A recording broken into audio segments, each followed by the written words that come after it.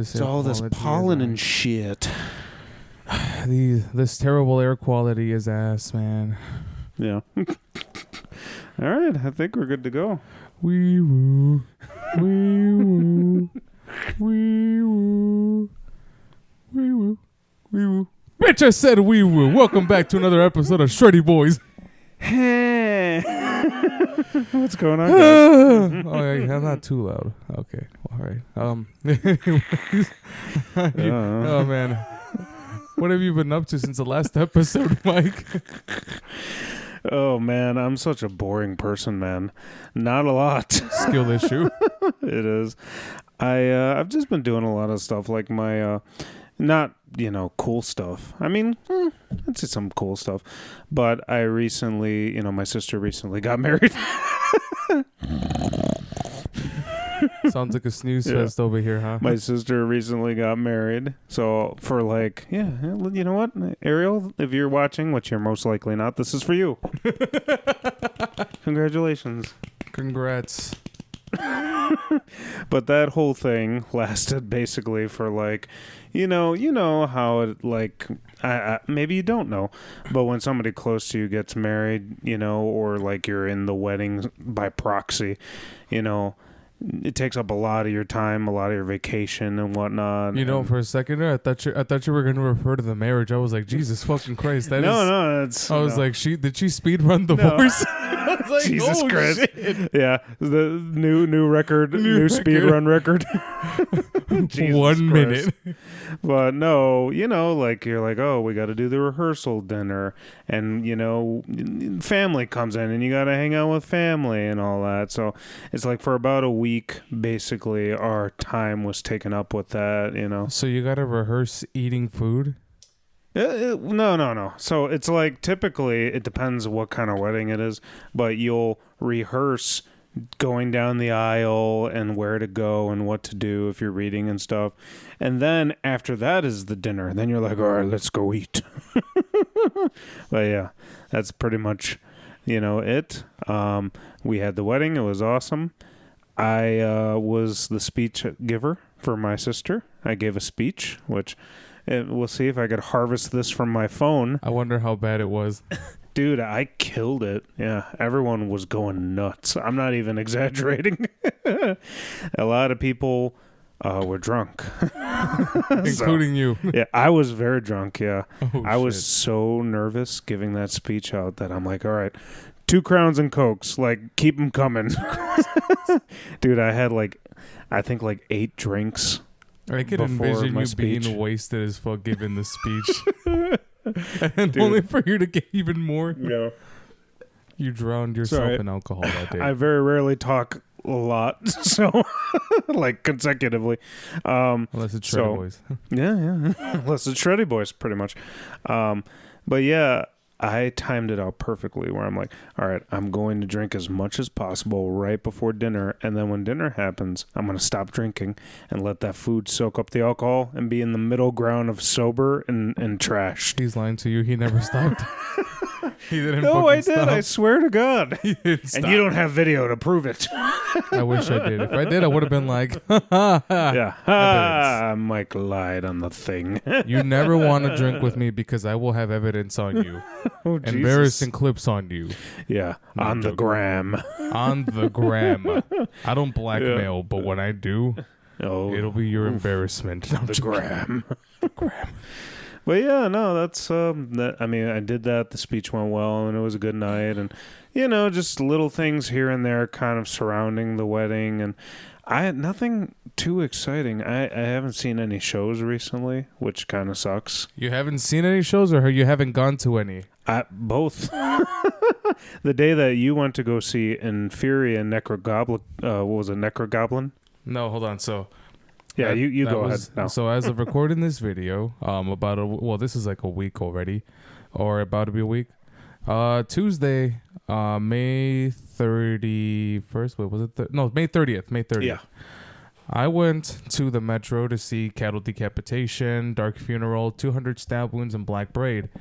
it was a fucking amazing show, despite it being being a terrible place to find parking because it's Wrigleyville. Oh yeah, It is, and there was a game going on too, so I had to pay $60 for parking. Oh no! But it was worth it because I got to see Cattle Decap for the first time. They played the Jurassic Park theme. Well, no, we saw him at Amon Amarth. Shut the fuck up, man. Shut the... Okay, for those who didn't watch that episode, we didn't see them at Amon Amarth because it's this guy's fault. It's not my fault. It's his fault. I was on time, all right? It was your fault. It was not my fault. So as soon as we get there, I walk in, and then I was like, oh, they're starting. And I just hear Travis Bryan said, thank you, Chicago. Good night. No! I was like, no. But not, no, this time, though. This time. Shut the fuck up. Don't interrupt me. This time, I actually got to see them. I got to mosh with them. At first, I was moshing, or like the first couple of songs, and I was like, wow, these pits ain't shit. They played Bring Back the Plague. Everyone just came in. I'm done. I was like, oh my God, this is amazing.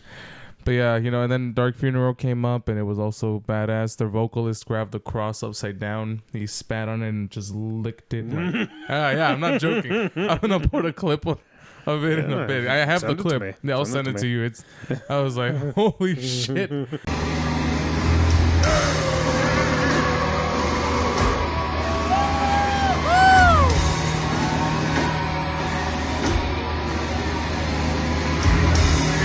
Yeah, that was a sick ass show. Yeah, you've been to a lot of shows recently. Well, that was concert number 1, and now I'm about to flex on you with concert number 2. So Friday, I went to Bottom Lounge. I also saw the boy Rodrigo from Cannibal Abortion. Shout out to Cannibal for being on the last episode. You guys had us fucking rolling last time. That's a good one. That was a very good one. But so I got to see Hunt the Dinosaur. Mm-hmm. Ether Realm, which was my first time seeing them, and Spencer from Inferi was actually filling in for them on drums, so he played a double set that night. That is incredible. Yeah, it's very incredible. And then the boys in Inferi. Oh yeah, I was so fucking happy. They started with Eldritch Evolution. They played Errors of the Descent, the brand new song. And for those of you who don't know, recently, who stepped down? It was Mike Lowe, and Sanjay Shreds is on there. Well, that's his Instagram name. I actually got to talk to him afterwards too. It's Sanjay K. It starts with a K something. But for those who don't know, he's in the band Wormhole. We actually saw them last year with Inferi. Yeah, they were pretty badass, and it's like, damn, I got to see him in Wormhole and in Inferi. He's fucking tight. He's awesome. He's a fantastic guitar player. He is a fantastic guitar player. And then your brother was also there too. Yeah, his brother, dude. The what's his name? Good old not Stevie. Malcolm. Good old Malcolm. Like, Stevie wasn't there. Yeah. That was Stevie the guy from Flub. Alvarez. Alvarez? I don't know what his first name is. Mike Alvarez? Michael? I think it might be. Or God, too many mics. Including this one right here. That's a problem. But it was a good set then. No, yeah. Then Necrogoblicon, they had what's his name? Dickie Allen doing vocals. It was pretty dope, It was really fun. The reason I know Dickie Allen was, you remember that one time when Chris Barnes was was making fun of, or he wasn't making fun, he was talking shit about the current state of modern death metal being very, I forgot about very that. cringe. So Dickie Allen roasted him on the internet. Yeah, he's like, at least he could do vocals. He imitated his vocals. He's like, I don't know who this guy Chris Barnes is, but if you're in a band doing vocals with, I wouldn't be saying much, dude. No, dude. Chris Barnes is the thing is, I loved his work in Cannibal Corpse, early Cannibal Corpse, but Chris Barnes is the story of how the mighty have fallen. He went from being in Cannibal Corpse, 6 feet under, and now the laughing stock of death metal. Oh yeah, dude. Whenever there's a new record, it blows my mind. I think the last one they had like 15 different vinyl options, and I was like, oh. Okay, well, let's listen to it. And then I listened to a track. It sounded terrible. It was so bad. His vocals sound like this. Like, it's bro, what the fuck? Like, very, like, I shit you not. It's so bad. I would listen to I think it's No Zodiac. Yeah. and then stop from maybe the first seconds, and then just immediately stop and never visit that album again. Yeah. I was like, man, this is awful. But anyways, it's so bad. Yeah, it's so bad. But yeah, I mean, didn't mean to get a little sidetracked there. But yeah, I mean, no, it was a fun night. You know, that was good fun. Good fun. I got to mosh at both shows, and I was very worn out by the end of the week because I'm like, damn, 2 concerts in a week. And dude, just to go back on what I was saying, while you were at that show, I was at a Sox game with my dad for his birthday. Boring. I'm joking. Let's go White Sox. It was, all baseball's just a little boring, but I love baseball. You hear that? I have. You can't see it. I have about I don't know, 5 Sox hats up there. I'm going to take a picture so you can just slap it on. Yeah, slap it on. There you go. All right. Yeah. on the spot editing. On the spot editing. But yeah, while you were doing that, I was there. I really wanted to go, and I was hoping to catch one of those sets where they were headlining, but it just doesn't look good, man. I mean, today's Wednesday? On Wednesday. You could have gone today. You could have gone to Boise, Idaho. Yeah. Boise. As we were recording, I could have gone today, but not really. I looked at the flights, and they were really bad. Yeah, so. Sounds like a personal problem. It is a personal problem, man. You could have seen them headline, play all those songs. Yeah. They played. Oh, I also freaked the fuck out when they were playing From Exile to Exaltation because I commented that on their post, and I was like, my wish came fucking true. You're just screaming internal dialogue. Screaming internal dialogue, pushing everyone inside. I was like, bro, that was the happiest I could have ever been that day. But it was a good night, And as this records, I just recently bought. This isn't very metal, but I recently just bought tickets for Santana. So I'm going to be seeing Santana at the end of the month. That's not metal. I know it's not metal. It's still music. I know, I'm fucking around. But funny story about Santana. Okay. No, hold on. No, I don't know if I ever told you. Listening. Yeah, you better fucking listen. Anyways, my 2 buddies, 2 good friends of mine, basically the 3 of us, right? We were at Guitar Center and we were just jamming, and then we happened to run into 2 members from Santana. Really? Yeah, we actually had a conversation with them. I didn't know. So the thing is, they knew already, right? But I didn't even know who they were talking to. I was like, probably just some random old men, some randos. Random old men. I'm just gonna be playing my guitar and do my fiddly whittlies for the shits and giggles. One of them was like, dude, how do you play like that? Yeah. I was like, oh, just years of practice. I'm like, dude, it's so sick. I'm like, oh, holy shit. And I was like, oh, thank you, man. Thank you. Yeah, no, I had a friend who played, I didn't say that, but it's like, I had a friend who you actually remind me of a good friend of mine who was also a prodigy in the guitar. And I'm like, oh, that's sick, Nate. Thank you. His name was Carlos. I don't know whether he was referring to Carlos, but as soon as they left, my friends were like, you don't know who that was? I'm like, no. They're jamming with Carlos Santana. What the fuck? I was like, you couldn't have given me like a code word or something like a. Yeah, I wish. I was like, damn, he acknowledged my guitar playing, my mediocre clarinet playing. Yeah. Oh, that's kind of cool. Yeah, no, it's pretty cool. I was like, holy shit. I thought we were going somewhere else with this, like he was going to be mean or something. Because that's kind of what happens, unfortunately, is people are usually mean. Someone's has a negative Nancy perspective on famous musicians. It is funny. Another famous musician story. Fabian was doing like a side hustle with his brother for they were moving, they were movers for a little bit. They were moving all this stuff, and they're leaving, and right there in daylight they were moving Billy Corgan's stuff to a new house in Chicago. Are you and they were just moving, and they acknowledge, oh, Billy Corgan. And they just keep walking back and forth and just loading more stuff. And then eventually when they're ready to leave, Billy Corgan said, do you know who I am? And I think his brother said, yeah, you're that Smashing Pumpkins guy. And then they both walked away. You're that Smashing Pumpkins guy. You're that Smashing Pumpkins guy. You're that today's my great. Meh.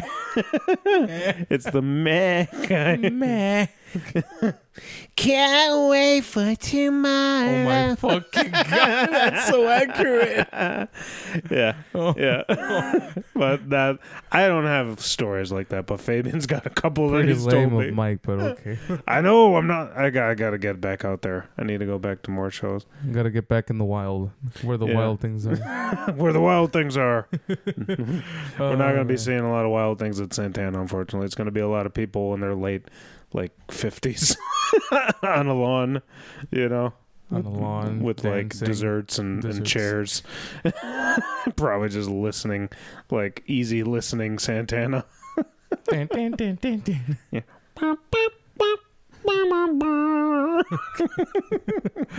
Hey, Santana's I pretty love cool Santana. though. Yeah, He's no. great. Who But right doesn't? now, that's the only thing. As this falls, this is weeks after Riot Fest got announced. I'm trying to think what is. There's been a lot of little things happening. I'm probably gonna go to that. I just need to find out when the clowns aren't gonna be there because the Juggalos also. What is not the Juggalos? The Insane Clown Posse got announced, and Juggalos. I'm gonna so go- You're afraid of male sluts? I'm not afraid of them. I don't want to smell them.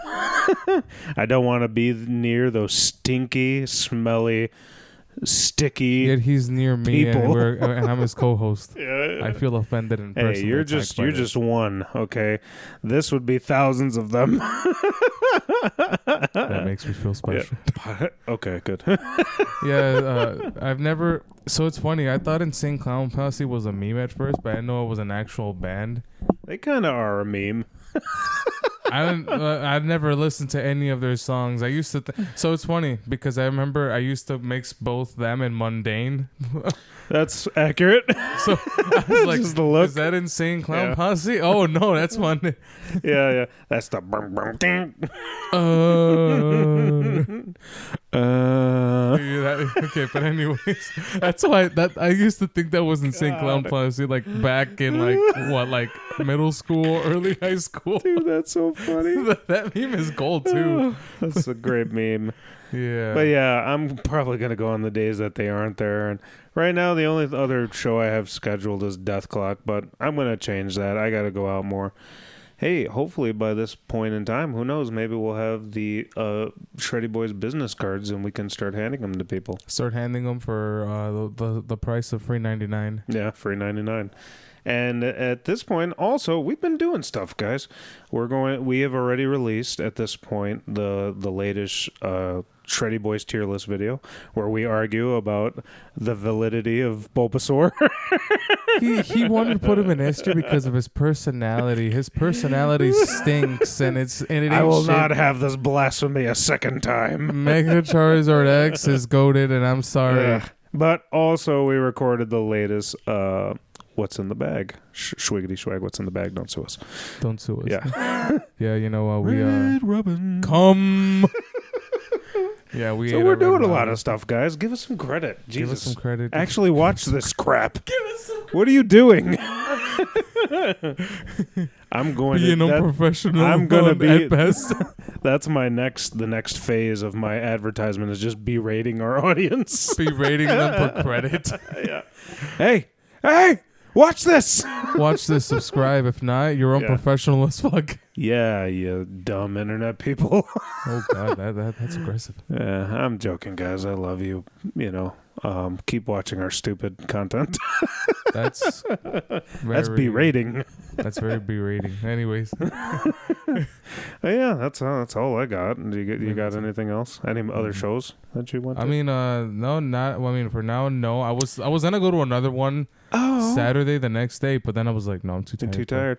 Brian, why don't you announce to the good people of what just happened? You're in a new band.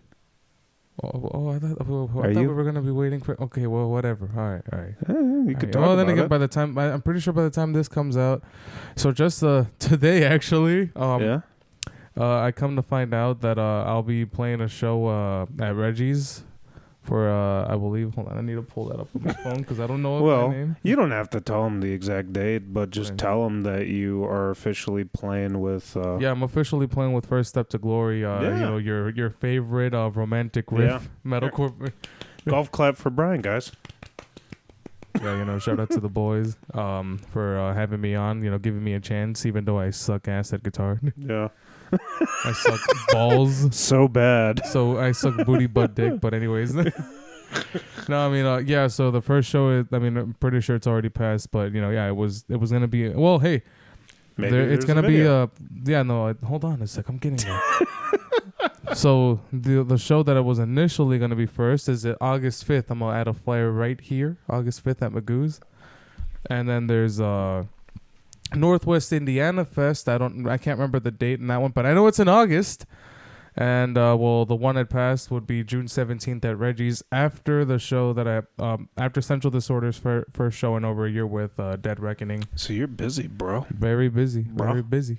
You're busy as hell, bro. Been jamming with both Central and First Step, but hey, it's a fun ride though, Yeah, dude, do it now, man. This is the perfect time to spread yourself thin. I was like, I thought he was gonna say this is the perfect time to spread my cheeks. Like, god damn. Why does your mind always go sexual? It's not going sexual. It's going down bad, but okay. All right. Well, regardless, congratulations, you dumb asshole. You see how aggressive he is with me? It's almost the other way. It's because I told him to put Bulbasaur in A tier, but yeah, it's not my fault. I'm over that. I agree with you. Okay. Mm-hmm. Yeah, you had to fold. He's S tier in my heart, guys. His ass heart, if anything. Anyways, all right. Well, why don't we go into this segment that we haven't really I guess dwelled in as much. Yeah. So, anyways, here's Music Corner, guys. Cue card. Title card. Music Corner.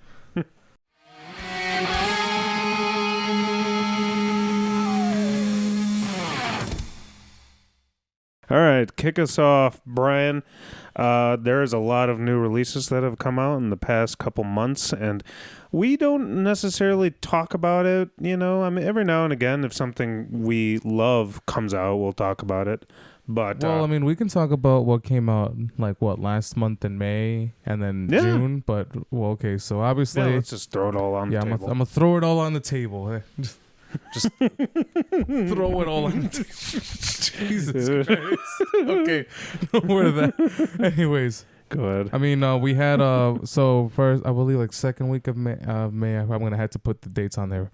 Both Veil of Maya and Cattle Decamp, who I just saw, dropped new albums. Veil of Maya dropped Mother, and Cattle Decamp dropped Terracite. Oh, Jesus. Yeah. That's a lot. It's a lot. 2 in one day. I was listening to both of them. I kept going back and forth because both of them are just so fucking good. And I'm like, holy shit. Especially Cattle Decamp's new album. Around. Yeah, really fucking good. Nasty riffs, very genty for Veil of Maya. Mm-hmm.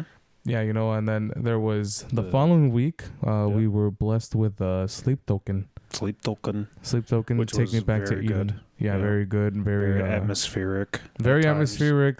So many genres in one album. But what I like about them is that they nail them perfectly. They're not it's not meshed random and shit. No. It's very tasteful. Very tasteful, very cohesive. It blends together perfectly. Sleep Token reminds me of a Ghost. Band that but okay, so every now and again a band will come literally out of nowhere and be like, holy crap, this is the band now. Ghost was one of those bands. Code Orange at one point was like, who are these new guys? And then everyone was seeing Code Orange. It was I heard they're not as good now. Well, regardless, my point being Sleep Token I feel came out of nowhere. Is that accurate to say? Yeah, only they remained pretty as a good band. I heard Code Orange had that one good album, and then now they suck. They pretty much fallen off. Yeah, but no, I mean, I would say I mean, there's the reason why I brought up Ghost is because the way I've heard about Sleep Token for so long is that I kept seeing articles saying, forget about Ghost, you should focus on Sleep Token. They have cool masks and anonymity, and no, it's bro, the headline made me not want to check them out. It's bro, why are we talking because here's the thing. It's I love Ghost, right? But I'm just like, like obviously there's whenever Ghost is brought up in a topic, it's always divisive as fuck. You'll have the people who love them and the people who hate the shit out of them. In between, you hate them or you? I'm not a fan of them, no. But I'm also not. Looks like we're fighting. No. I'm also not a hater, though. You could like whatever you want to like. Yeah. So like, but anyways, they're just going to war with each other, like, and I would say the same thing is happening with Sleep Token because I can see why they're. Yeah. But they're in terms of like music and style and everything, and especially the lore with the masks, they're not the same. It's only the anonymity aspect because back then nobody knew who the vocalist was. Now everyone knows him as Tobias Forge. Well, it's like anybody who tries to do this kind of stuff, like Slipknot. That the first 2 albums, nobody knew who they were. But I dug that album a lot. The new album sounds great. I discovered them and I was like, oh wow, this is like, it was like trippy and atmospheric. So it's funny because since I was talking about the articles, what got me into them was was the person who ripped ass during Atlantic. Oh yeah. And I was listening to the song. I'm like, wow, this song sounds really nice. And then there was a silence. The guy just it wasn't that. It was a lot louder and more like it was just. I think the guy needed a new pair of pants afterwards. I'll put the video in. Yeah, you should. I think I'll send it to you, but it was loud as hell. Everyone started laughing.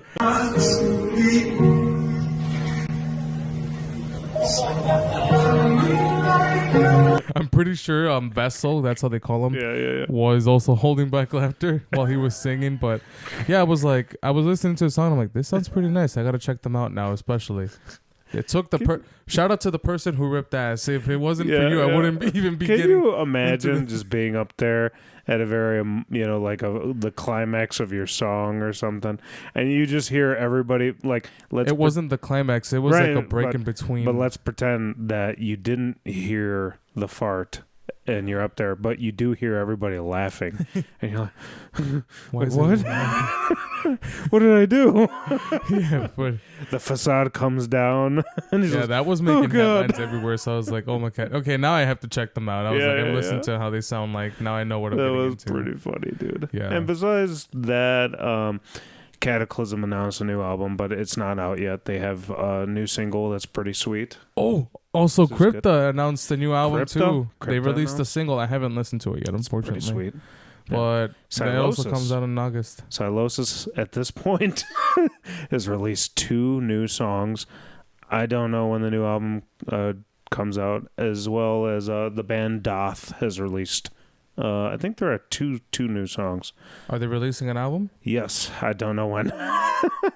So maybe if it's this year, I'll you might go see in them. and plug in the dates as we're talking. Well, either way, we're gonna get back to all of the albums that we're talking about at the end of the year for our top 10. Yeah, definitely. That's right. It's like I mean, we're just telling you guys the ones that came out so far, like as of recent. But we're gonna get a little more in depth. We're pretty vocal about what we actually like. Like I mean, I'm like we announced all this stuff. Cataclysm.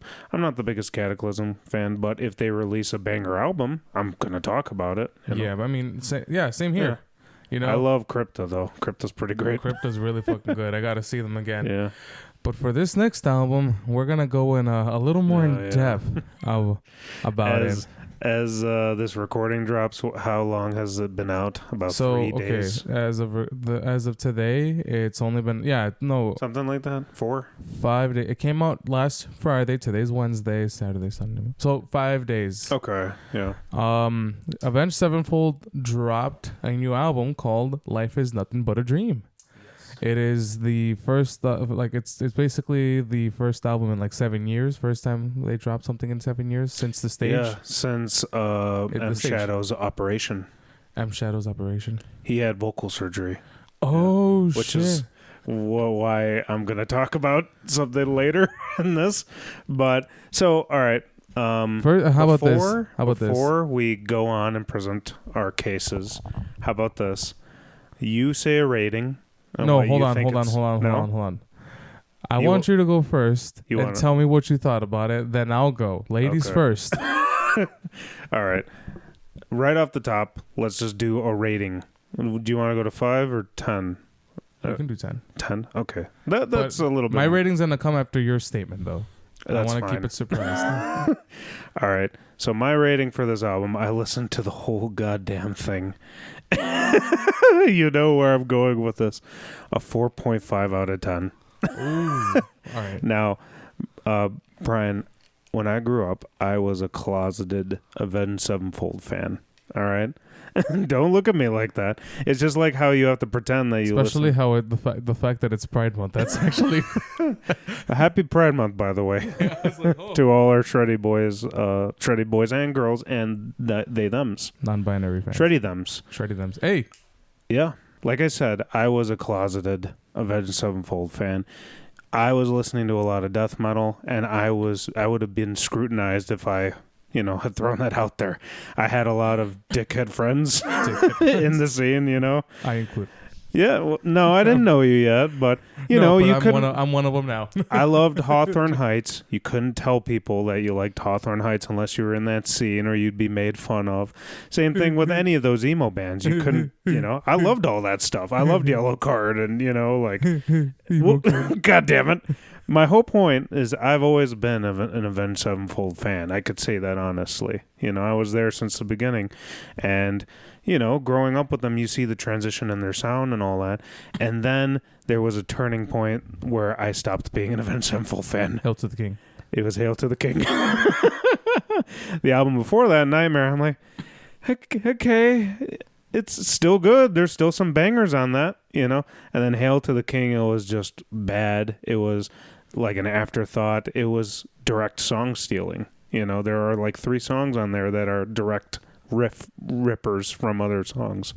So after that, and then I think the stage is the only thing that came after that. Yeah, right? It was a stage. Yeah, the stage was just hot dong water, basically.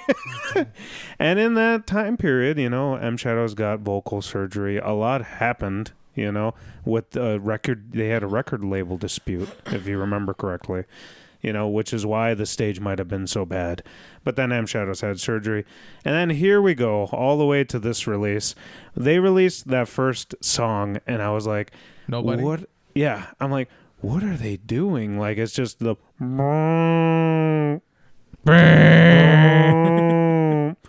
And then it's just mostly that and synth sounds and the occasional... I actually like that. And then just the very just the with the drummer in the background doing almost nothing. And then I'm like, and then finally his vocals come in, and his vocals are, again, he had vocal surgery, so you can't really blame the guy, but they are so bad. They are so bad in that song, and then it reflects on the rest of the album because they have to match him tonally. So what they do in this entire album is they use a lot of that synth stuff. They do a lot of lo-fi filters on his voice, which like cut in and out, which is supposed to trick you into thinking it's artistic and whatnot, but the man is struggling, and it's very obvious that he recorded this after he healed from his vocal surgery or whatever.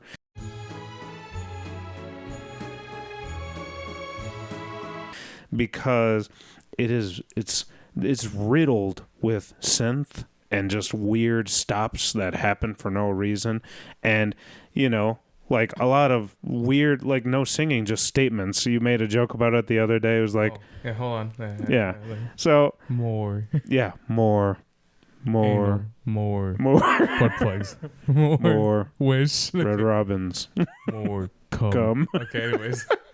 But so you go in and you listen. I think there's a couple songs where it starts to pick up, and then there's like, oh, there it is. There's the Avenged Sevenfold I fell in love with, and then it'll stop, and then for him to be like, and it'll go right into another synth part or something, or there'll be like a cool Spanish guitar part that leads into what you think, like, all right, here we go, we're picking it up, we're picking up the song, here it is, and then it'll stop again to be like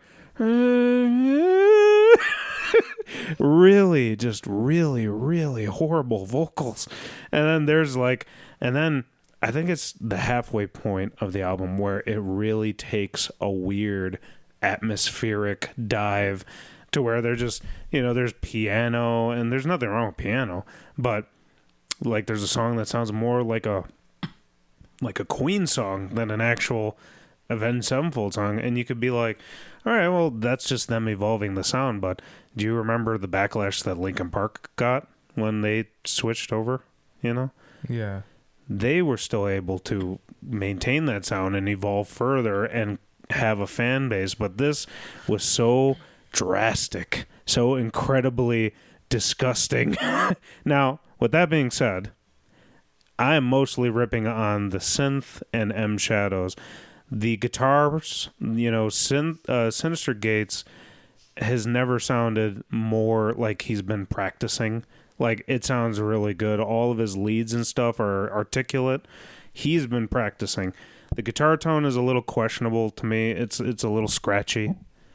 And God, if you could even hear the bass in this, I mean, that's why. So, all right, 4.5 out of 5. 4.5 out of 10 because I was about to say, like, damn, that's a high rating. No.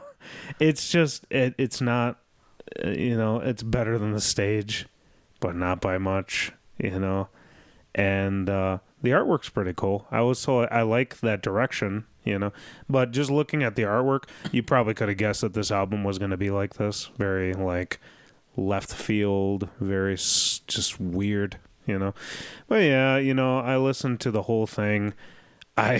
At song 5, I was like, God, I want to turn this off so badly. It's kind of like this became homework very quickly. I'm like, I don't like this anymore. And I was like waiting for something to surprise me. And there again, the first half of the album, they do like little like, oh, here we go, we're getting back into it. This is Avenged Sevenfold, and then it'll stop and then be like, just M Shadows very poorly singing into a microphone. I'm like, oh God, they could have waited a little longer. If they waited 7 years, they could have waited for his vocals to get a little better. It has been 7 years. No, I'm saying they could have waited longer. An additional 7 years. Okay. I don't know when this man's vocal surgery was, but it sounded like it happened a week before. But yeah, I don't know, man. That's all I have to say about it.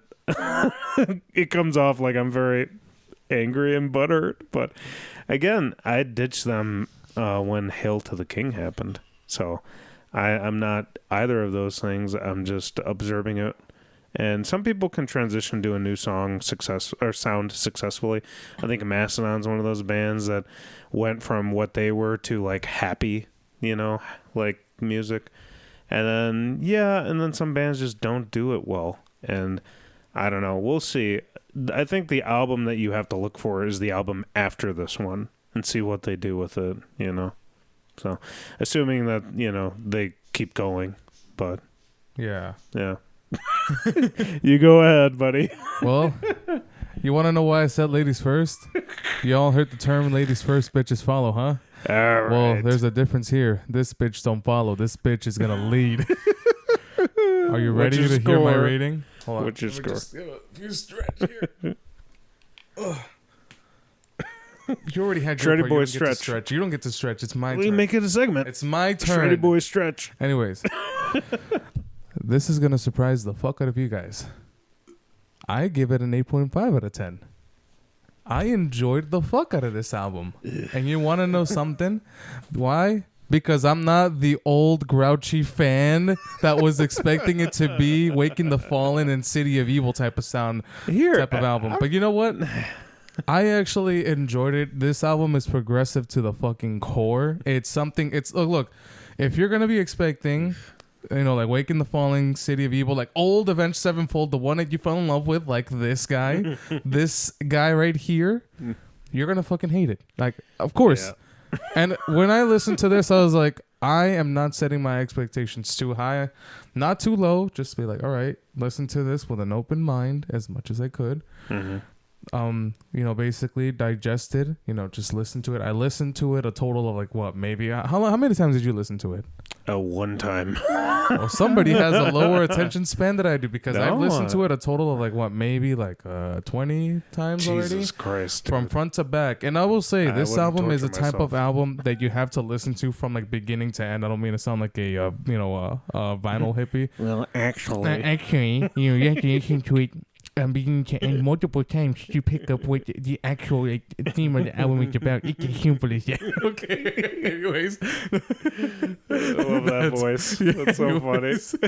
Okay. No, but yeah, like that's the thing. That's the thing, though. It is the type of album that you do have to jam from front to back. It's not what people were expected it to be, and I guess that's the reason why I enjoyed it. I was like, I know it's not gonna sound how they used to. It's gonna be something new, especially listening to Nobody and I forgot. Oh, We Love You, which is the one where it's like more lisp, more. Exactly. Okay. Anyways, which. That's the reason why I would give it an 8.5 out of 10 because I'm not too much of a fan of the song We Love You. It's a good song, like it has some good riffs, good solos. Nobody took a little bit to grow on me, but I enjoy it nonetheless. Sinister Gates honestly like is a fucking guitar god. But when you mentioned the fifth song, I was like, wow, blasphemy. You're talking about Cosmic. Cosmic is a beautiful ballad. What did I say specifically about? You said, "Is this? No. Is it I said over now?" The turning point, was when it started. The second half of the album is when it started getting really weird. I'm sorry. I'm just refuting. Anyways, but their fifth track, Cosmic, is a beautiful ballad. When I first heard it, I was like, at first I'm just like, wow, this is like, it's pretty cool. I'm hearing this guy shred. And then towards the end of that, I was like, wait, what the fuck? Like it had so many curveballs where I'm like, oh my God, this is actually good. I mean, most of the album, there was a lot of ongoing themes in this album, AI being included. One of them, obviously, hence the synth voice and everything. I actually did my homework on this whole thing, like listening to everything that went into this album. Unlike this guy right here, doesn't understand it. You fucking troglodyte. Yeah. So I was like, okay, I gotta dig a little bit into this. I could have done a little more. Also, Mattel, the second track. I'm like, you actually missed the mark with that one, my guy. Because you know who wrote most of that song, or maybe parts of it?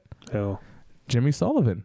That's actually a Jimmy's parts of it were from Jimmy Sullivan. If not, that's a Jimmy Sullivan song. Same thing with, I believe, the lyrics to A Beautiful Day, A Beautiful Morning. My bad, Beautiful Morning. That's also another song that he contributed before he passed. Really? Yeah, that's some of his work before passed away. Yeah, fell in love with them, right? But doesn't pay attention. But anyways, well, I'm sorry. Maybe he didn't know that the lyrics were going to go into such a shitty song. I disagree. It actually was good. And when at the second half of the album gets even more proggy to the core, like I love it. It's not like, proggy. It's just it is. It's progressive as shit. No, it is. It is. It is. Like no. That's the thing. It is. But I will say, for Avenged Sevenfold, I mean, people would say it would be terrible, but if you remove Avenged Sevenfold, shout out to you, Oswald, because I saw you post that. I was like, it's actually a banger of an album. But for me, I love it. It's not perfect, but I thought it was great.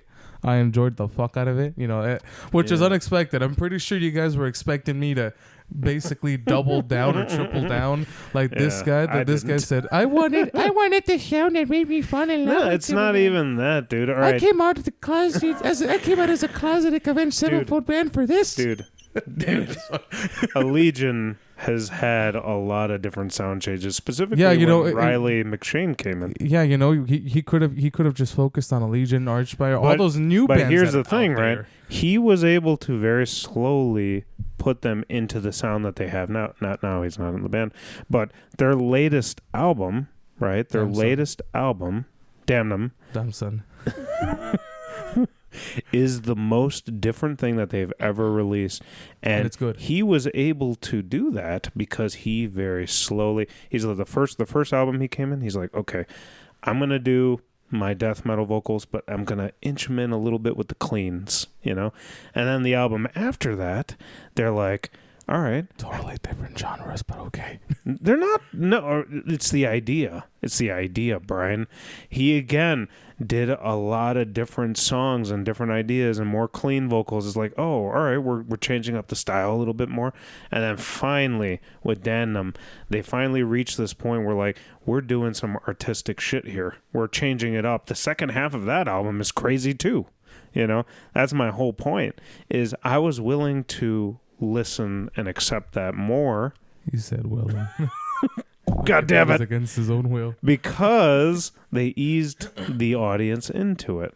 You know, that's what I'm saying. Yeah, but I mean, no, for me, I loved it. It was a pretty good album. I think this album is a lot darker than Nightmare, because Nightmare was a pretty dark album itself, but this one actually raised it even further. I was like, oh shit. Yeah, Yeah, Nightmare was even like a little bit weird, but I enjoyed the crap out of Nightmare. they still had some bangers like, No, like you know, they- God Hates Us and Yeah, no, like the I mean, know. for me, the album was good from beginning to end. Welcome to the family. It was Hail to the King, where I have also like just lost interest. The stage was decent. I didn't love it, but the fact that I was surprised that I enjoyed this album a whole lot than I thought I would. But yeah, like I said, you know, it's like if you're expecting what the closeted, you know, A7X fan was expecting, that, you know, that made him fall in love. I mean, there was your punching bag. yeah, I don't exactly. care. That's the thing. If you were expecting what this You metal jock. angy old man that Yeah. fell in love with old A7X was expecting, then you're gonna fucking hate it. But if you go at this with an open mind, you might like it, you may not. But Dude. hey, but I will say the reaction is divisive. There's people who hate it, Yeah. and you know, people who actually enjoyed it, which is me. You know, Dude, I will tell you, I did go into it with an open mind. I went in, I'm like, all right, and he here. closed it immediately. I'm like, you have he to closed the closet you have door. to develop opinions based on this that isn't based on bias or anything. This is Unlike Bulbasaur. God, all right, that's totally different. I'm fucking around. But there, you know, like again, like I was saying with that, there was one song specifically that had like 15 pauses in it. Now, I don't remember the name of said song. It's funny because However- I think I might, but I'm trying to remember. However, everybody knows that in music that is a huge if you are a metal musician, that is a huge no-no, because you are killing the momentum. But if you study Every music, single time. you know that's how you you actually surprise the fucking crowd. But it wasn't surprising because it happened 15 times in the song. Maybe for the Awaken the Fallen and City of Evil fan, it wasn't. All right. The whole point is The whole point is you just if you're want trying to Avenged build Sevenfold. energy. Yeah. if you're trying to build energy, you know. And then again, you're crediting it to basically like, oh, this is genius or something, you know. Which However, I am saying that this happened because M Shadows can't sing anymore. That's what I'm saying. well, from what you I know? know is that this is also dedicated to Jimmy Sullivan. Obviously, they used some of his work, and well, I also felt like they were trying to go at a different like direction. Also, from what I heard, I'm not, because I was watching Nick Nocturnal's video on the album as well.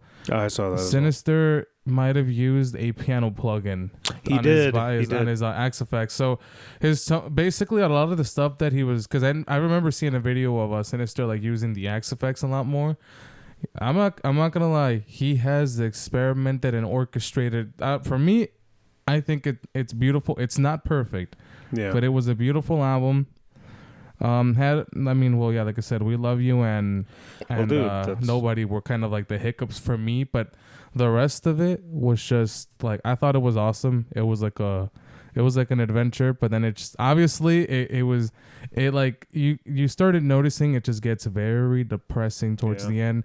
Then you go into the track where Life Is Nothing But a Dream, the piano piece, which is a very beautiful piano piece in my opinion. I was like, holy shit, this is amazing, and then it just fades out. Like most of the ongoing themes from what I heard was obviously death, existentialism, suicide, AI. Existentialism was very clear. Was very clear, Yeah. that one, and I No, so a that's- lot more. That's why I'm willing to give it a pass, but and then I did say the instruments are the best part of that. Sinister Gates has clearly been practicing. For me, I'd say this is like probably the best, like since like or a lot better than Hail to the King and the Stage. I can agree with that. That's just me. I mean, it's I like can I agree said, with it's that. not old A7X, but it's different. Of course, it's a whole different direction. Some people are gonna like it, some people are gonna hate it, but at the end of the day, that's your opinion, and well, splish splash, your opinion is trash because mine is always right. Also, they're gonna make a lot of money and tour a lot, probably. Well, who knows? I mean, probably. I've heard this isn't really helping them out financially from what I heard, but I'm not sure whether that's true or not. I might have to look into this a bit more. Oh, well. Like I said, I wish I could have looked a little further, but yeah, like.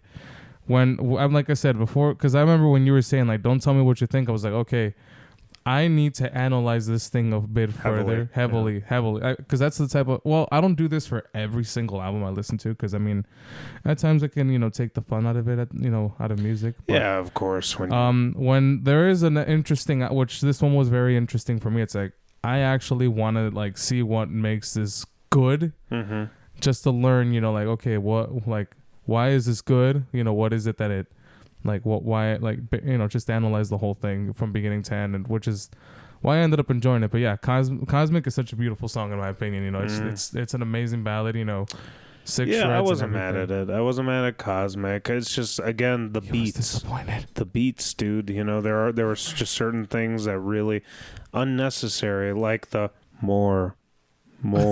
Honestly, that's like. At first, I wasn't a fan of it, but it grew on me because it became a meme. But it's weird. And then there's one song that just breaks out into a straight up like techno beat. It's like Ordinary, where it's like. And I'm like, I love that song. That happened. I actually love that song. And I was so pissed off because I knew exactly. Because it wasn't Waking the Fallen. No, I know exactly what they were going for there. You know what they were going for, because as soon as they play that live, every metalhead is going to be dancing when that happens. It's going to be like hardcore dancing, dude. Karate in the Pit, dude.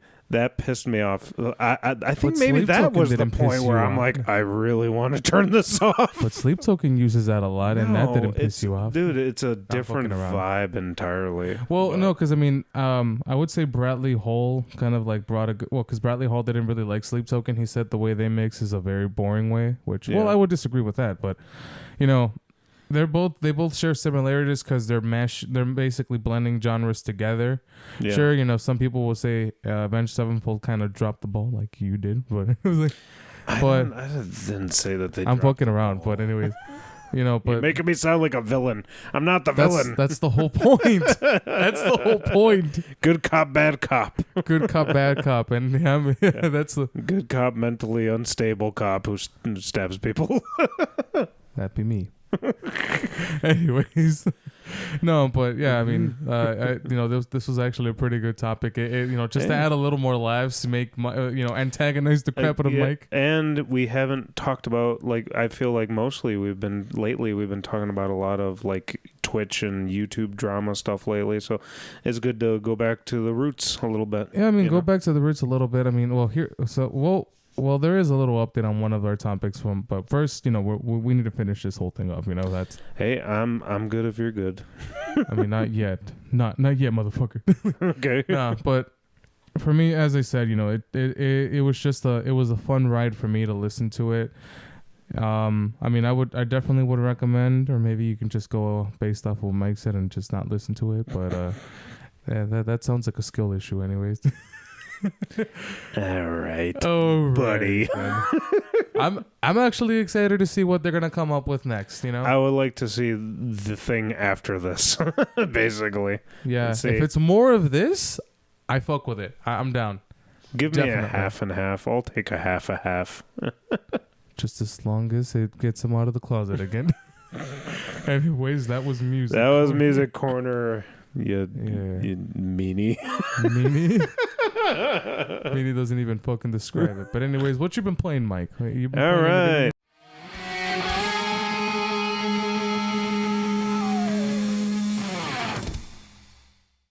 Alrighty. Next segment. What you playing? What have I been playing? Okay, so I think the last time we talked about this, I was still playing Octopath Traveler. I looked at how many hours I put into Octopath Traveler 2. It's like 92 or something. That's it? Dude, I put all my time. I don't have a lot of time anymore to play games, man. I play here and there, but I put, over the span of the release, I finally finished it. I could move on now. And I'm like, I need a palate cleanser before I jump into the Mega Man collection that I bought. I've been playing that a little bit. I have been revisiting Banjo and Kazooie for the Banjo You ever play it? Yeah, I mean, the dialogue when everybody it's just the fucking dialogue, dude. I swear to God. Yeah, dude. It's so funny because they're like, it's a game where like, oh, clearly they were trying to copy Mario 64 without copying Mario 64. But it honestly has so much personality, though. No, yeah, I mean it does. For one, like actually, no, it's a really good video game. Yeah, but I've been replaying that. I will say, I don't like. So I mean, it's a fun game. But what I don't like is that you have to memorize every fucking thing you've done throughout the game for the final boss. Yes. Because it all comes at the end when you're facing Grundy. Is her name? Yeah. When you're facing her, you're like playing like a little like board game with her. Mm-hmm. She'll ask you trivia questions of the fucking game on what level, what was or what is, or a fun fact about her because you have to talk to like her sister who's a fairy or some shit. Yeah. And she'll say something. She'll say a few things, and I remember as a kid, I was like, "What the fuck is this for?" Yeah. What is the? I'm at the end, and I'm like, I have to write all of this down. My cousin and I literally had a notebook. Yeah. We wrote every single thing down, and then we beat the game that way. But that's dedication, right? No, that's dedication. But I mean, obviously, I can probably memorize it now. But holy shit, or just look up on the internet. Well, yeah, now you can just look it up on the internet. But back then, before. We went on the internet. It's like, we had to spend hours. Write that down. Yeah, dude. Like, I'm just like, what the fuck is this? Yeah. Like it has, which is why, it goes back to what you said. It has its personality. Like, it's its own thing. Despite I'm trying to copy Mario 64. Like, but it's its own thing. Like for real. Yeah, dude, I've been replaying it and just having some good old memories. What is the water level where you go and you have to help the marooned pirate? I completely forgot, but harbor. I know which one you're talking about. I forgot what it's called, but just accidentally going into the water and just being terrified of the shark. Oh, that's chasing you. Because the swimming mechanics in that game specifically are so bad. They're so bad. It's so going back to the the Mario 64 comparison. Like they tried to do everything that Mario did, except it just is a little bad. Like the swimming mechanics were bad. With Mario 64, the hitting mechanics are really good. The jumping on people, it's very fluid. With Banjo and Kazooie, when you claw at somebody, it's so awkward. It's awkward because you have to like nail the timing. Yeah. I mean, once you get it down, it's like easy. And all of the controls are very spread strangely through the controller, so you're like trying to remember like what's the jump and peck move and mine was the shooting eggs through Kazooie's mouth. Yeah. That's the one I can't even do. I keep forgetting how to do it. No, that I always do the one one instead. Whenever I'm trying to like you know how you have to face the giant gorilla? I ended up wasting all of mine because of that shit. But have you played the sequel? A long time ago. I don't remember a lot of it. I mean, I played it at a friend's house, but I also remember that they used to have them as a demo at McDonald's. Remember when McDonald's had the N64? Oh, the golden era. That was the golden age. But yeah, that's actually how I played Banjo and Kazooie too. That's awesome. I hope Nintendo adds it on the N64. I think they probably will. It makes sense. They should add Conker's Bad Fur Day. That might be difficult because of rights issues. Yeah. I mean, look how long it took them to get GoldenEye. It's the same company, isn't it? It's Rare. Yeah, I mean, but still. Now, Conker's Bad Fur Day has to go. I love that game so much. That game is gold. Yeah, dude. Yeah. But all right. Well, we all know what came out. What about a month ago now, or a little less than a month ago? Legend of Zelda: Tears of the Kingdom. Woo! I don't have it, but I've seen so much goddamn gameplay on it. I have been It is avoiding poverty, bro. everything. Every Even the spoiler, memes? even the memes. I'm behind on the memes. I'm behind on the story. Because as you said, I don't have time. I mean, well, obviously I've recently joined First Step, so I've been focusing, learning their stuff. And it's like with very little time I have, it's like I'll play Tears of the Kingdom. But I want to do the strat differently where I basically, gather a bunch of hearts, get all the equipment that I need, and then just basically have an easy time with the bosses. Because I did that with Breath of the Wild for my second run. I was like, I'm going to start all over, get everything, become OP, and then one-shot everything afterwards. And, well, I mean, I've just been exploring, and there is way too fucking much to explore. I mean, you have the sky level. Then there's obviously the mainland, but then you also have the underground, which is pretty fucking scary to travel through. I'm not really going to get into spoilers, but I'm pretty sure you know what happens at the beginning, right, Mike? Yeah. You see Grandpappy Ganondorf and the underground. He's back! It's crazy how he, well, I mean, everyone saw it in the trailers, but when you start the game, you have max hearts and max stamina wheel. And then he just comes in and slaps it away from you, all of it. And I'm like, oh, shit. Even in his, withered, dead state, it's like, oh, my God.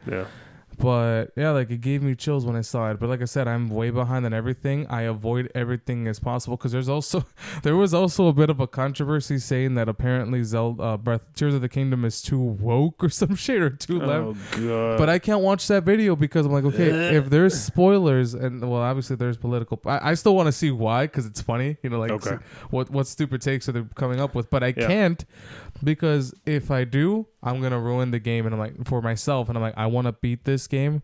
I mean, I should probably by the time this is out, I'm pretty sure it's going to be over and you're going to see me I'm pretty sure there's going to be a screenshot over here saying, Mike, I finished the game and I'm fucking crying or something.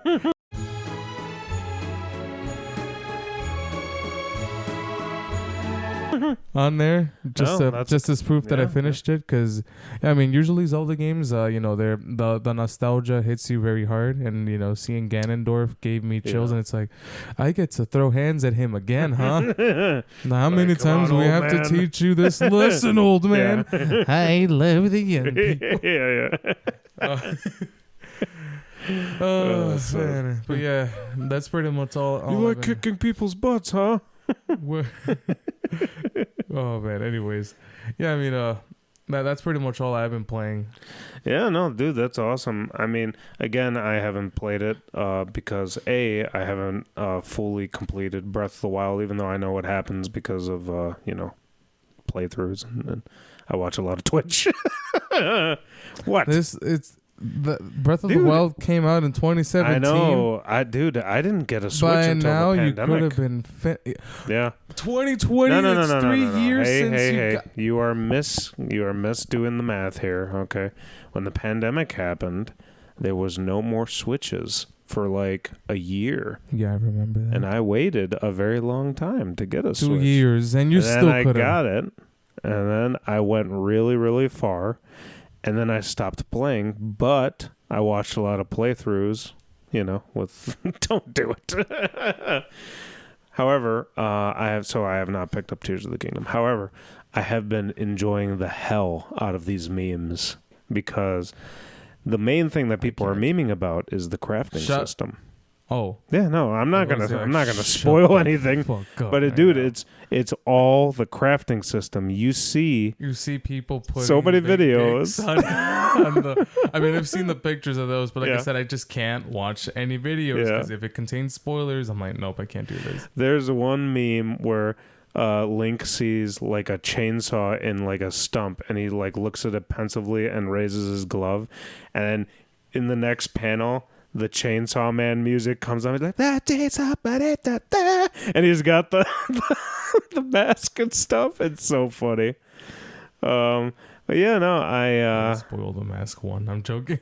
I don't know, man. I don't know what to tell you. It's the building system. I'm gonna learn that this guy dude. The crap out somebody made a giant chicken roasting factory where he collected a bunch of chickens and then he shot an arrow and then just all of the jets at once just they roasted the chickens and on a conveyor belt, like 20 chickens came out. I've seen a torture chamber as well, where like they make a box and then they just like zap them. I was Dude, like, that's pretty cool. it's crazy, the creativity and almost It's the Minecraft. yeah, the psychopath nature of a lot of people playing this game. I mean, I've been experimenting with it, but I Yeah. haven't really been facing enemies too much because I'm still weak. But I like Yeah. how you can fuse weapons on there. It's pretty crazy. Yeah, it is pretty crazy. But- Hurry the fuck up and beat Breath of the Wild. Yeah, I gotta get Call on to it. action to have Mike beat Dude, the game. There's so many games I gotta play. It's that You're gonna pass on all Resident of them, Evil 4. and you're gonna. I haven't and you're played gonna- Resident Evil 4. That's you're a gonna Portman wait one for me. until man. you beat Breath of the Wild. That's your homework Dead from now Space. on. You're not gonna touch any other video game until you beat Breath of the Wild, and then you get to Jesus. free time. You're not allowed. I'm like, yeah. Exactly. I gotta beat Banjo and Kazooie. You're not gonna beat Banjo-Kazooie. You're beating It's Breath like of the not Wild. even 20 hours. It's like I don't give a 15. shit how many hours is it. You're gonna beat Breath of the Wild, damn it. Jesus. Okay, Mom. And you're gonna like it. And you're gonna like it. Oh. All right. Well, that's it, right? That is all That's what you're playing. That's what you're playing. I mean, we can probably just slap a little update on one of our topics, but we shouldn't be making a segment out of it. It's just a small Do a stint. quick, small update, a Brian. quickie update. Yeah. Anyway, so we were talking about the whole Illuminati controversy, how she was basically exposed to be a terrible person towards the Click, Wonderstruck, Oz Media, and like a bunch of, her former, I would say, like, I guess friends from Sad Milk, the Sad Milk channel. Mm-hmm. Well, at the time of us like dropping that video, we had the Wonderstruck video come out, but now, as of this, we should probably have, because we already got the One Topic video out now, Yes. and then Oz Media is gonna come up with his video, but also, she sent the cease and desist to Wonderstruck for speaking out against her abuse, but obviously he will not be silenced. But she also sent one to Oz Media, but there is no video yet, so that's also really funny. It's like, wait, why is he getting one if he hasn't made anything yet? And she also demanded a public apology from him, but it's Jesus. like, for what if he hasn't released it yet? But she is very unhinged. She continues to lose subscribers. Like I believe she was a little over the threshold of like past 1.5 million. She's under that now. She lost She her just keeps sponsor doubling down. HelloFresh, and she tripled down because her statement was regarding to the false accusations. I'm like, false accusations. The only false accusation I can think of is the one where someone said she gave her mom cancer. And leaked someone's suicide notes, which the suicide note was Wonderstruck's. Yeah. But she gave her mom cancer was a really funny statement. And HelloFresh is like, we will no longer be working with this person. I was like, what? But Her empire is falling. no, yeah, In this real is time. this is the craziest downfall that we've seen on YouTube. Like last year, last year we had actually I don't even remember whether I was following like the last biggest downfall that happened. So, but this is like right now by far this would be like the craziest one. But that's pretty much all I wanted to say about it. Not sure if I'm gonna bring it up again next episode unless there's more crazy shit. Maybe not, or it might be over by now. Who knows? I mean, we thought it'd be over like after we released our last episode, but no, it's getting worse. Plus, with a lot of these things that we cover, there is resolutions, or there are updates, and sometimes it's like with the whole Sneeko thing, it just kind of died. There was something else on him too. Oh God, him and I forgot. It's this other dude with blue hair that he's always streaming with. Okay, they were flirting with minors on fucking Omegle. Oh man. They were flirting with two girls, and they're like, "Hey, we're like," the girls were like, "Yo, we're underage," because they thought they looked like legal age. Yeah. But they're like, "Yo, we're underage," and you literally you hear Sneeko saying, "How underage?" I'm like, and everyone brings up the video of him saying, "I like cuties." You remember that terrible movie. I never watched it. I don't want to watch it, but it might be one of those things where it just might be like a try hard thing. Where I don't know what it was, but that I don't know what it was, but even the girls were just like, boy, what the hell? And even his buddy was talking about the other minor that was in there. You can tell they looked like they were 14 and 15, but this man literally was like, how under? It's like, bro, what the? Well, maybe that'll be a thing in the future.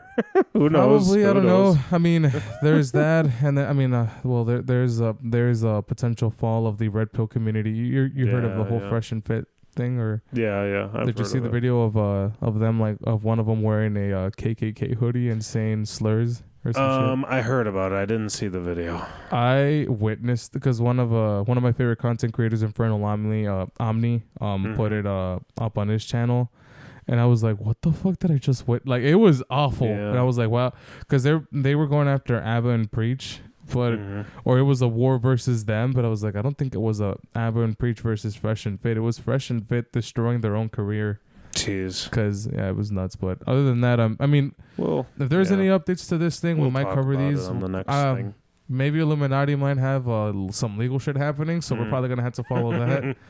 But yeah, I mean, other than that, I don't think we have everything else. But we do have we got one more segment. For you guys. Yeah, I was about to get to that. New Guess Who Dis. Cue card.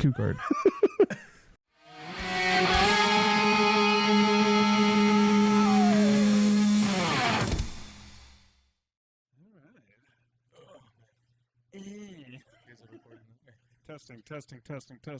Say something. Something. Is this for all of us? For all of us. All right. Cool. We're all a go. Everything's good. Everything's recording. Cool beans. Here we are with another sexy thing called New Guess Who Dis. A new sexy segment. It's not new. I'm loving it. But it is sexy. And Brian, who are we here with today? We got the sexy voice from Carrion Throne today. Slamming golf clap. Should I go shirtless for this segment? It's sexy. I won't deter you. It will happen by the end of the viewers. I have an OnlyFans, just so you guys know. So subscribe. I'll share the link at the end. Brings up OnlyFans. Rodrigo said only slams last episode. Hey, typical. Hey, we love the cannibal guys, man. Great guys. Oh yeah, they had us rolling. Jesus Christ!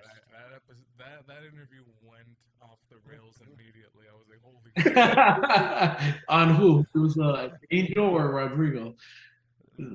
It was everybody except for the vocalist John. Right. John. Okay. Cool. John was missing. Yeah. We just ran into him at Cobra Lounge for that DeBarman show and all that. So they're all good guys, man. Oh, dude, they're awesome and they're hilarious. Jesus Christ!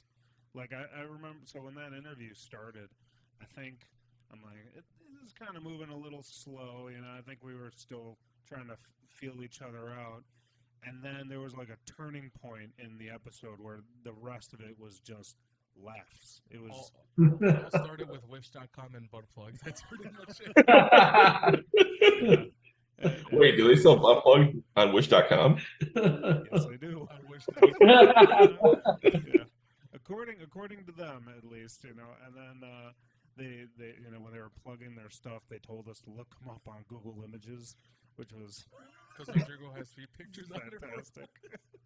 I knew that guy he had nice feet. You can tell. You can tell he has nice feet. You can just see it in the face. Yeah, you can. It's an aura. You can just sense it. the moment you look at him, I'm like, this guy has some nice ass feet. I feel like you have I forget if feet. Right. I forget if you call them phalanges or metaphalanges or whatever it is. Well, what the phalanges are nice, yeah. Phalanges. Oh, there you go. That's a good quote for the beginning of this. For the beginning of this, all right. That's a clip. That's a clip. Right. So, why don't you tell us about Carrion Throne? What are you guys all about? Yeah, pretend I'm an old lady. And how's that? I don't understand the world.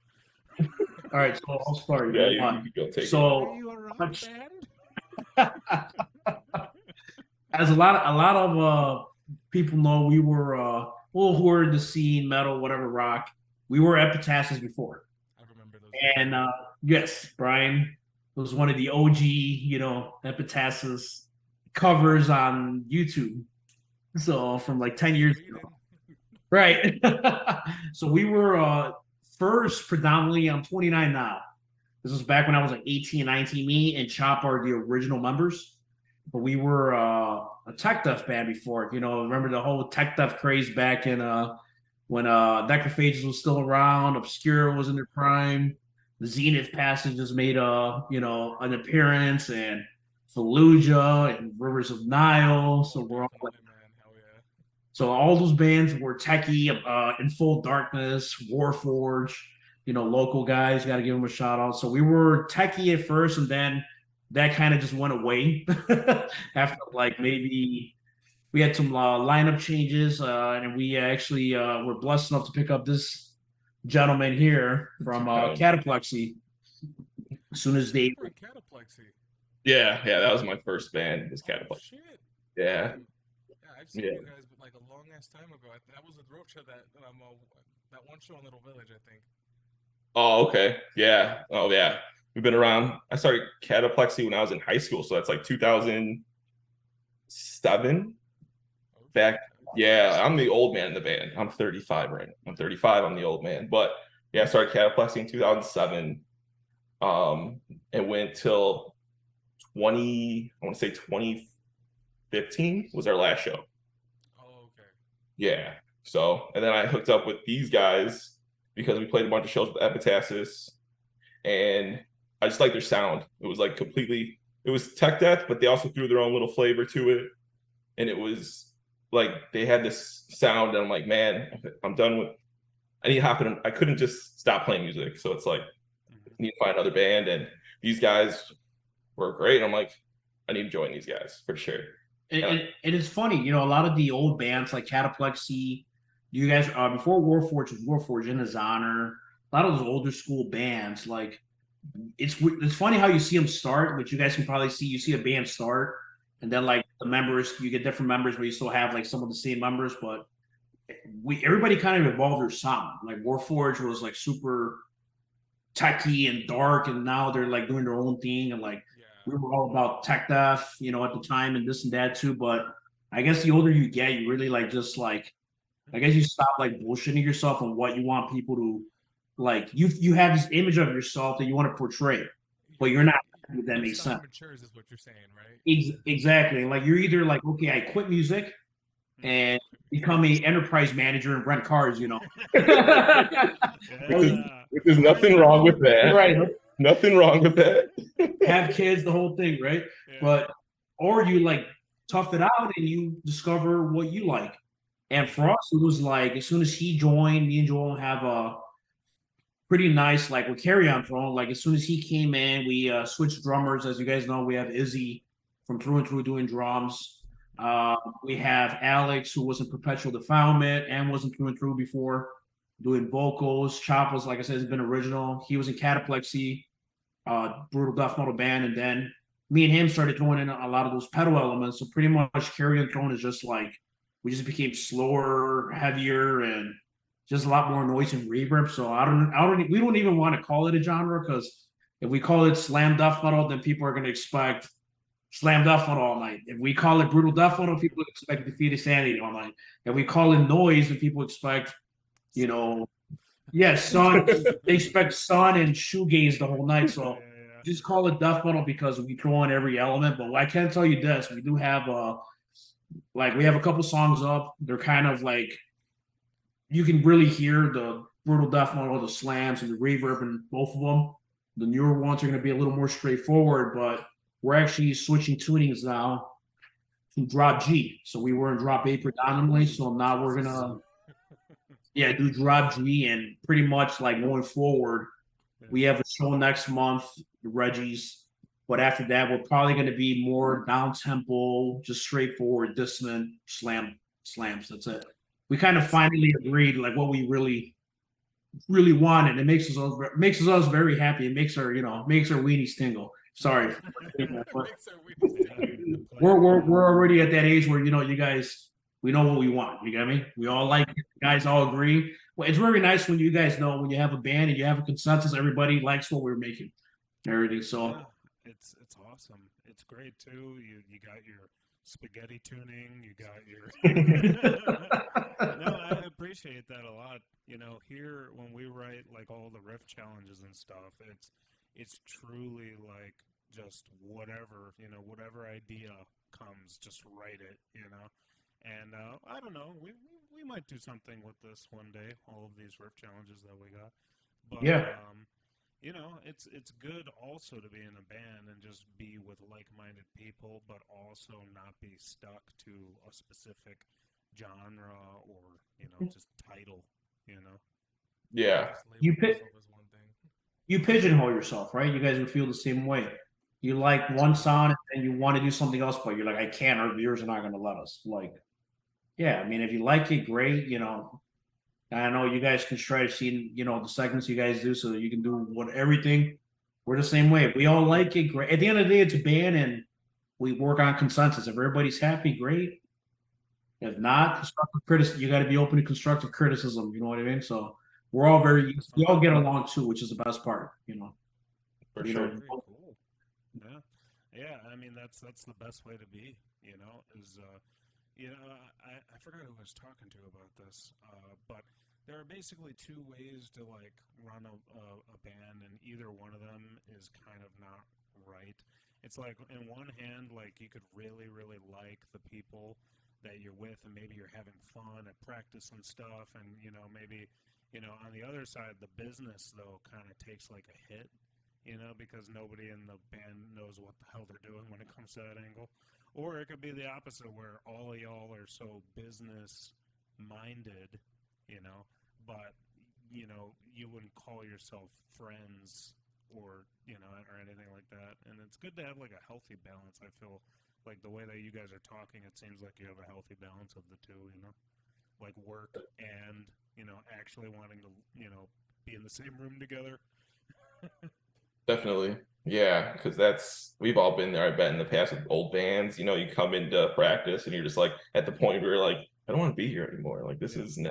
I can't stand these guys at all. It's just. I want to look at you. It's just. Yeah, I kind of want to dropkick Mike right now again. It's. This is the last episode of Shreddy Bois. We're honored to be here for it. Thanks a lot. I guess the other question that I would like to ask, like, what would you guys consider your influences? I mean, I know what influences you have, Rocha, but I would ask this question more to Joel. Like, for the band itself, it's like Defeated Sanity, Disgorge, Suffocation. Like, just I can keep going on about those bands, like Disgorge, for instance, like Cranial Impalement, that album. That album was written in 1994. If no one has listened to that album, listen to it. Because I like to listen to those albums and think like, man, that was in 1994. How the hell did you come up with riffs like that? Yeah. It's just crazy to think like, man. But yeah, influences like that. But in general, like Cryptopsy. Love Cryptopsy. Cryptopsy, Morbid Angel, Cannibal Corpse.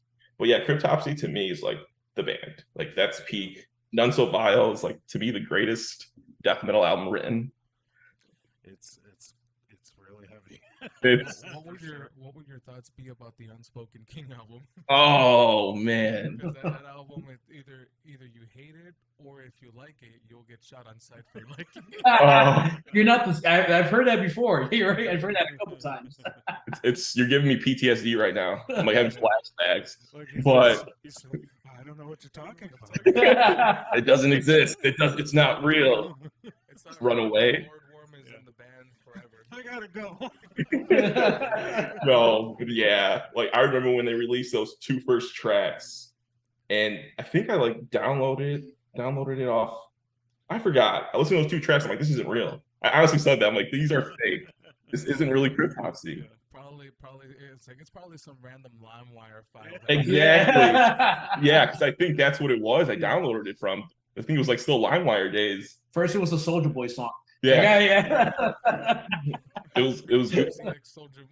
Yeah, it's Gucci Man. Like, where'd you get this, son? And it's just like, what's going on? But no, yeah. And then that was the same year of that Summer Slaughter, where the Black Dahlia Murder headlined and played. They just released. You guys just had that. I just watched that episode you guys had with the Black Dahlia, the tier Black Dahlia Murder episode. Seen that. But what's the third album? Like Nocturnal, like that album. It was a Summer Slaughter tour. They were headlining on that Nocturnal run. Yeah. And it was, that whole tour was Despise Icon, Cryptopsy, I think Aborted, maybe. I think Whitechapel either opened or Thyre's Murder. I forgot, but that was like a stacked bill. But Cryptopsy was on tour for that album. And they were defending that tour. And they had this sample, and it was like portraying like a keyboard warrior in his mom's basement. And he's like, they came out with this sample, and it's just like, this new Cryptopsy sucks, blah, blah, blah, blah, blah, blah. And everyone started booing them. Yeah. And it was just like the greatest thing. But I was, at the same time, I'm like, man, these guys fell so hard. Yeah. But I think everything else after that was great. I'm not like the biggest fan of the new vocalist, but I think everything else they've written after that.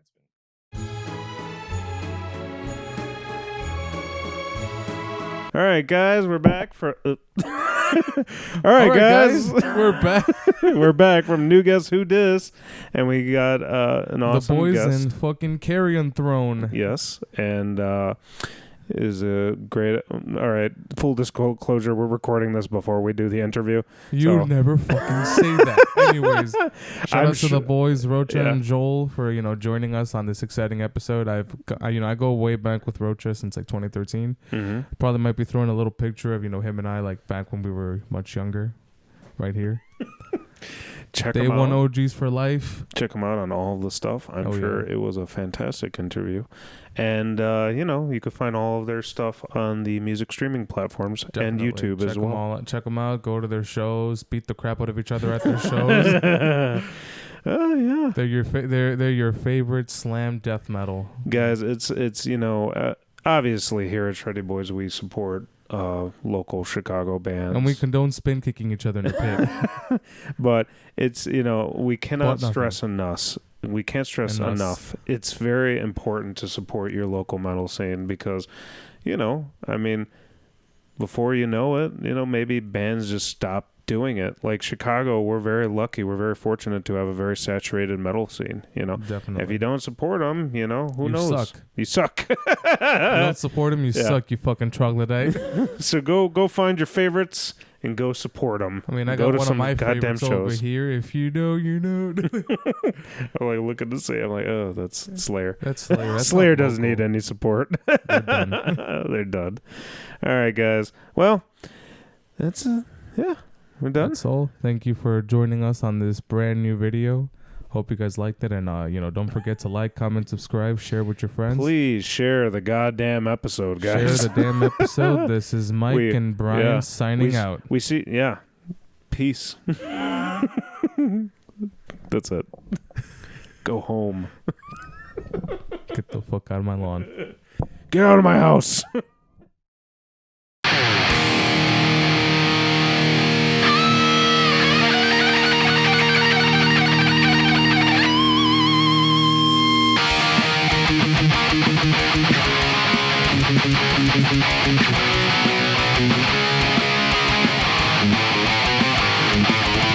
Warriors of time and space, traveling through dimensions.